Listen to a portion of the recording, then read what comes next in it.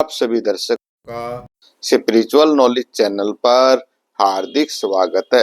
भाई सभी देवी देवता हमारे शरीर के अंदर ही बसते हैं, क्योंकि 33 करोड़ देवी देवता हमारे शरीर में ही रहते हैं।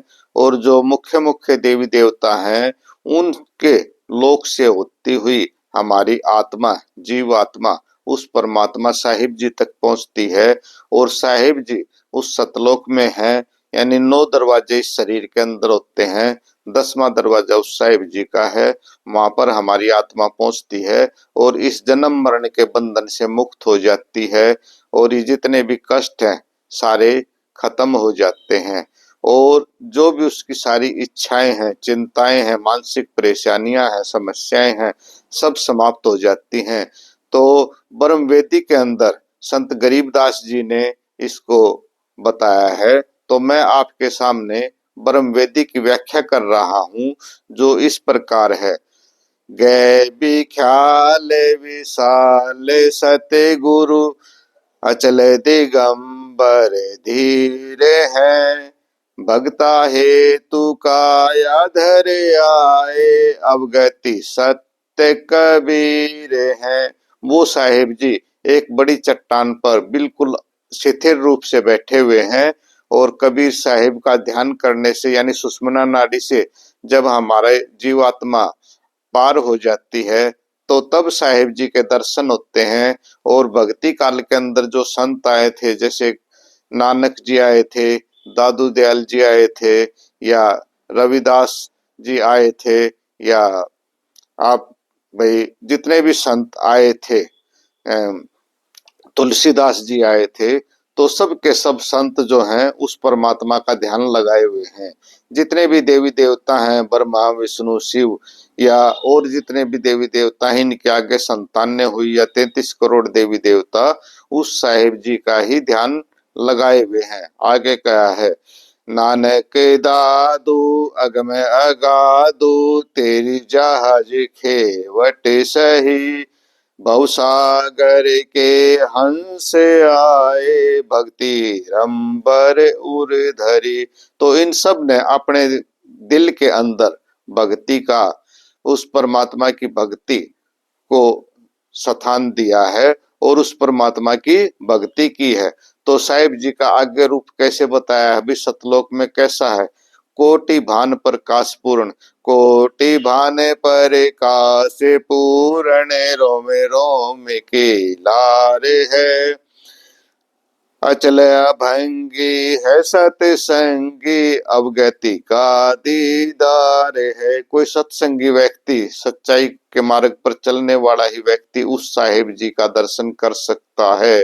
कोटि भान प्रकाश पूर्ण, करोड़ों सूर्य जितना प्रकाश है वहां पर। ना चांद है, ना सूरज है, ना पवन पानी है, एक धुंध सी छाई हुई है। एक जो है बिल्कुल वाइट कलर का आसमान दिखाई देता है। आगे कहा गया है, धन्य सतगुरु उपदेश देवा, 84 भर मेट ही। तेज पुंज तन देह धर के, इस विधि हमको भेंट ही। तो कबीर साहिब जी का जो है तेज प्रकाश है, वो बिल्कुल जो है एक तेज ज्योति के रूप में प्रकाश प्रकट होता है। और वहां से ध्यान से देखते हैं तो साहिब जी बैठे हैं। तो साहिब जी कैसे हैं, शब्द निवास आकाश वाणी, यो सत्य गुरु का रूप है। चंद सूरज नहीं पवन पानी, ना छाया ना धूप है। तो वहां पर अनेक प्रकार की ध्वनियां, अनेक प्रकार के शब्द उस आसमान के अंदर गूंज रहे हैं। ना चांद है, ना सूरज है, ना छाया है, ना धूप है। जैसे धुंध छाई हुई होती है ऐसे प्रकाश दिखाई दे रहा है। तो आगे साहिब जी कहते हैं, रहता रमता राम साहिब, अवगति अलय अलेख है। भूले पंथ विटम्बवादी, कुल का खामिद एक है। तो हमारे कुल का जो कुल देवता है वो साहिब गुरु कबीर एक ही है।